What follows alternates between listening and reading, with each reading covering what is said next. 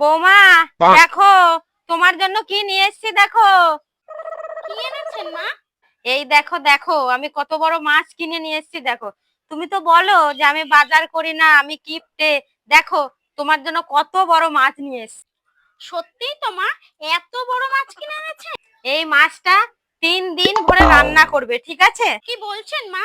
এত বড় মাছ 3 দিনেই খেয়ে ফেলবো? এই মাছটা তো পুরো এক সপ্তাহ যাবে।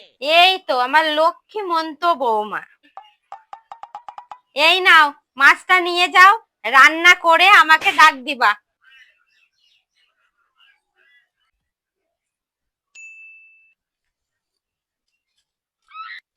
মা, খেতে আসুন, রান্না হয়ে গেছে।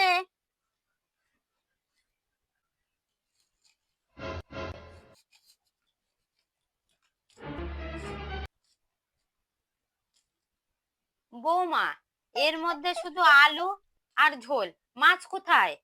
দাঁড়ান মা, মাছ দিচ্ছি।